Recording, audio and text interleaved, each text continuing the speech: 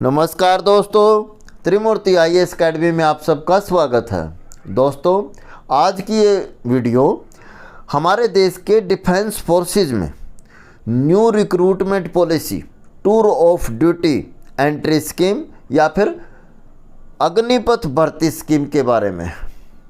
दोस्तों, क्या है ये टूर ऑफ ड्यूटी या अग्निपथ भर्ती स्कीम, किसके लिए है, कब है, चलिए इसके बारे में पूरी डिटेल से सरल भाषा में मैं आपको समझाता हूं। दोस्तों, आज से 2 साल पहले यानी कि 2020 में इस बारे में हमारे army chief general M Naravane ji ने एक आइडिया बूट किया था।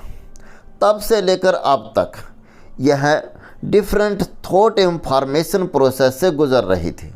अब जाकर फाइनली इसका शेप और स्कोप तय कर दिया गया है और हमारे डिफेंस फोर्सेज के तीनों अंगों द्वारा इसे एक्सेप्ट कर लिया गया है या हाँ कर दी गई है। Tour of duty entry scheme या फिर अग्निपथ एंट्री स्कीम में ऑफिसर्स एंड सोल्जर दोनों की रिक्रूटमेंट की जाएगी और इनकी भर्ती कॉन्ट्रेक्चुअली 3 साल के लिए होगी।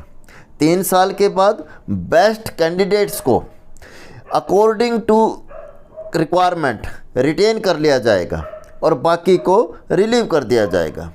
रिलीव होने वाले कैंडिडेट्स के लिए स्टेट एवं सेंटर के डिफरेंट डिपार्टमेंट में एम्प्लॉयमेंट रीएम्प्लॉयमेंट में उनकी को प्रेफरेंस दी जाएगी और कॉरपोरेट सेक्टर में भी इनके लिए स्पेशल रिजर्व सीटें की जाएंगी। 3 साल तक ये सोल्जर अग्निवीर कहलाएंगे।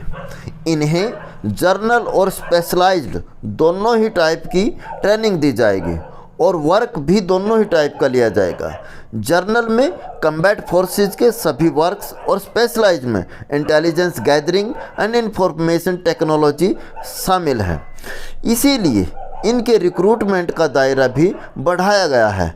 इसमें अब आईआईटी में से पढ़े हुए कैंडिडेट्स को भी शामिल किया गया है। उन्हें भी आर्म फोर्सेस में सेवा करने के लिए मौका दिया जाएगा। एक्चुअली ये सारी ड्राइव आर्म फोर्सेस को मॉडर्नाइज करने की प्रोसेस का एक हिस्सा है, जिसके अंतर्गत क्वांटिटी को रैशनलाइज करना यानी कि कुछ कम करना है और उसकी क्वालिटी को इम्प्रूव करना है यानी कि उसे more skilful, more technical, more informative and more lethal बनाना है।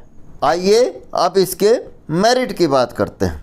सबसे बड़ा मेरिट तो यही है कि देश में फ्यूचर वारफेयर रेडी कम्बैट तैयार हो जाएगा। सेकेंडली, क्योंकि ये फोर्स परमानेंट न होकर ओनली फॉर 3 ईयर्स के लिए होगी, इसलिए देश के द्वारा हर साल आर्म्ड फोर्सेस पर सैलरी, अलाउंसेज और पेंशन के रूप में किए जाने वाले खर्च में ढेर सारी कमी आएगी।